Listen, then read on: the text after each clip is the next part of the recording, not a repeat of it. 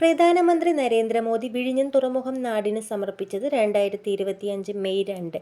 രാജ്യത്ത് ആദ്യമായി വയോജന കമ്മീഷന് രൂപം നൽകിയ സംസ്ഥാനം കേരളം. മയക്കുമരുന്ന് ഉപയോഗവുമായി ബന്ധപ്പെട്ട കുറ്റകൃത്യങ്ങൾ കുറയ്ക്കുന്നതിന് സാമൂഹ്യനീതി വകുപ്പ് വിവിധ വകുപ്പുകളുടെ സഹകരണത്തോടുകൂടി നടപ്പിലാക്കുന്ന സാമൂഹ്യ പ്രതിരോധ പദ്ധതി ഏത്? നേർവഴി പദ്ധതി. കേരളത്തിലെ ആദ്യത്തെ സ്കിൻ ബാങ്ക് നിലവിൽ വന്നത് എവിടെ? Thiruvananthapuram medical college. സ്വകാര്യ ഭൂമിയിൽ വൃക്ഷത്തൈകൾ നട്ടുവളർത്തുന്നതിന് പ്രോത്സാഹിപ്പിക്കുന്ന വനം വകുപ്പ് പദ്ധതി ഏത്? ട്രീ ബാങ്കിൻ.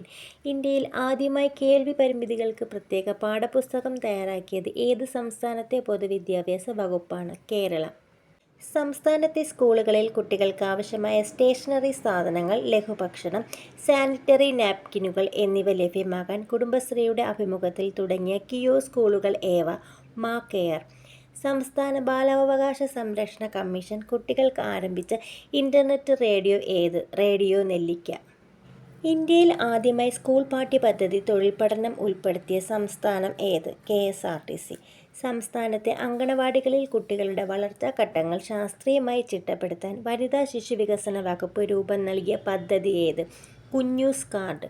ട്രാൻസ്ജെൻഡർ സമൂഹം നേരിടുന്ന വിവിധ പ്രതിസന്ധികൾ പരിഹരിക്കാനായി സംസ്ഥാനത്തെ ആദ്യത്തെ ട്രാൻസ്ജെൻഡർ ക്രൈസിസ് ഇൻ്റർവെൻഷൻ സെൻ്റർ പ്രവർത്തനമാരംഭിച്ചത് എവിടെ? കാക്കനാട്.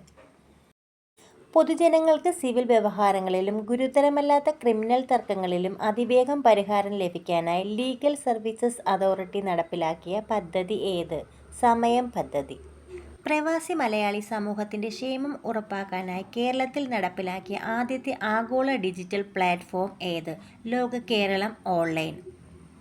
ഇന്ത്യയിൽ ആദ്യമായി കരൾ സംരക്ഷണാർത്ഥം ജില്ലാതല ആശുപത്രികളിൽ ഫാറ്റി ലിവർ ക്ലിനിക്കുകൾ തയ്യാറാക്കിയ സംസ്ഥാനം ഏത്? കേരളം.